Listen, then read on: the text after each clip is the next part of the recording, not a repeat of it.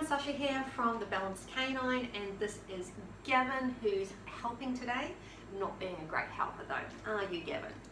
I want to talk to you today about Prime100 with adult dogs. Gavin is 4 years of age. He's recently just been desexed as well, so his nutritional needs are actually just changing at the moment. Now, most of the time, I will actually make my own raw diet, but sometimes I run out of time.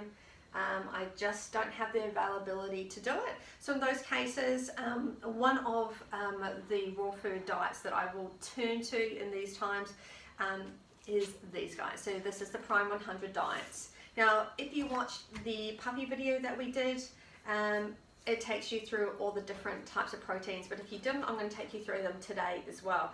Now, Prime100 meets all the appropriate ratios and percentages needed for a fully balanced diet for all age groups, so that's great, right? Okay, so what we have in their range, we have the lamb, we have crocodile, chicken, and kangaroo, okay?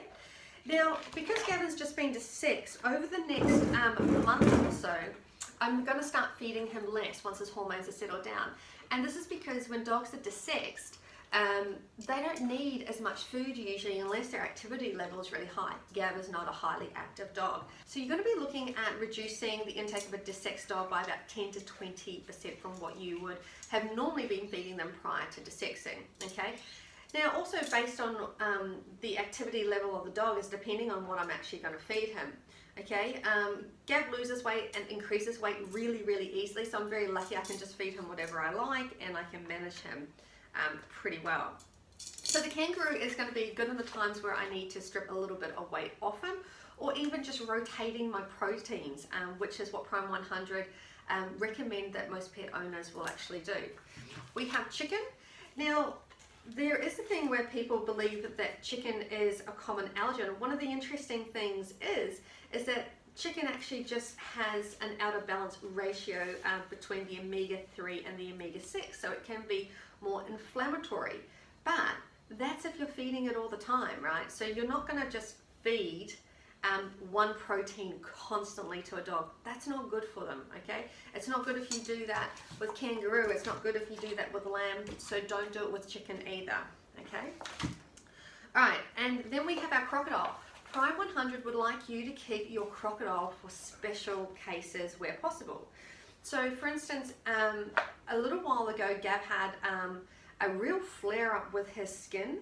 And at the time we were feeding a lot of different proteins and I wasn't sure if it was a bad batch of food, whether it was environmental, or what was actually going on with him. So what we did is we did an elimination diet with crocodile because he has experienced so many different proteins over his last 4 years of life that there wasn't really anything left to do a novel protein with. So these guys came out just in time. So he did a long period of time on crocodile to see if what we were dealing with was a dietary intolerance or allergen, or whether we were dealing with something that was more environmental, okay?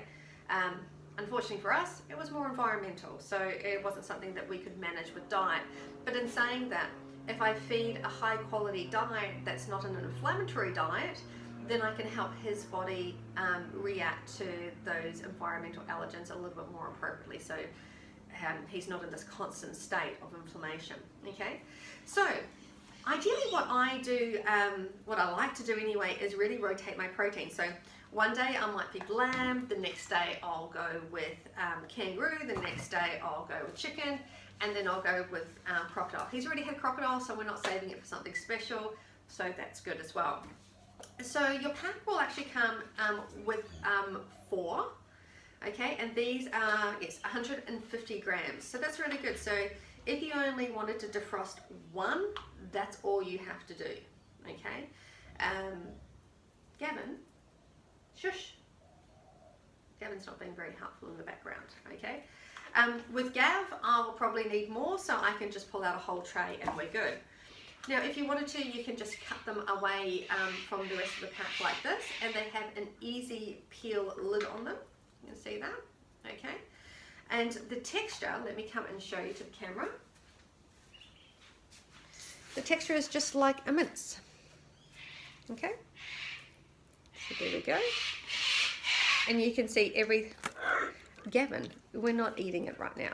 So no, we're not eating it. So you can see that, you can see little pieces of vegetable matter in there, some seeds, and it's very well tolerated by the dogs. Okay, I don't think I've had one instance yet where a dog has had stomach troubles, you know, trying this. Gentle, please, gentle, good boy. Okay, Gav loves his. Okay, here you go. There you go, very good. Very good. Okay. So I don't think that you'll have much trouble introducing your dog to a Prime 100 diet at all. So I think this diet is really awesome for the owners that really want to try a natural diet. They really want to get away from kibble, but they're not ready to prepare their own raw food yet. It can be kind of daunting. We try and make it really easy. If you go to our website, there's a raw feeding calculator there, and we try and take the guesswork out of it and a lot of the scary stuff out of it. But I understand that some people just don't want to do it. They don't have the time availability. I think most raw feeders will talk about bagging day, which is pretty much a day or an afternoon you will spend just bagging all your raw food up. So if you don't have that, don't worry. If you don't want to go to an abattoir and see all the animals in the driveway as you drive up, just go to your pet barn or your pet stock, and they're also available in some vet clinics as well. You can go to the Prime100 website, which is prime100.com.au. Click on the where to buy menu link, and you'll be able to input your data and see where the closest places are for you. Okay, so I think a really great option for people who really want to try and do the right thing by their dogs about feeding a natural unprocessed diet, but they just don't want to do it themselves. I know I have a lot of friends that are vegetarians as well, and they want to do the best things for their dogs as well. Being carnivores, they know that they should be fed a meat-based diet, but handling the meat and preparing the meat is not something that they're very comfortable doing. So this kind of option is really good. You can just use your tongs to pull it out and place it into the bowl. You don't have to be touching anything, and it's easy store as well, and it doesn't stink. So when we're dealing with a lot of livers and kidneys and brains and hearts and all these things that us hardcore raw feeders will deal with just in their raw form, you don't have to deal with that. That stuff kind of stinks, especially raw green tripe. Okay, so you have it all laid out here, and it's just really easy to do. Okay, budget wise, depending on what kind of kibble you're feeding, you know, kibbles you tend to have to feed a lot more of than what you would have to feed raw. And the feed guides that you'll find available on raw feeding sites or on the Prime100 website, you'll have a feed guide there for each product. They're just guides, right? So you will start with what the guide tells you, and then in a week or two you'll look at the dog and you're like, do I need to back it off or do I need to increase it? And you'll do it that way. Okay, so I think that's the best way about controlling your dog's weight, is not by what they weigh on the scales necessarily every week, but how they look. So can I see the dog's waist? I want to see that. Can I see the dog's last 2 ribs? Ideally, that's what I want to see for a dog that's in good lean condition. Can I feel the ribs under a thin layer of fat? Yes, I can. The dog's in good weight. Okay, if my dog's a little chunky, then I'm going to have to take it back a little bit. If they're too lean, I'm going to have to increase it a little bit. If they're too lean, then maybe I'm not going to feed so much kangaroo, okay, because that's a very lean meat. I might feed more of something else, okay? If you have any questions, touch base, but also touch base with the guys at Prime100 for any product-related questions. And they're great to deal with, and I'm sure they'll be able to help answer anything that you need to know. All right, thanks for watching today.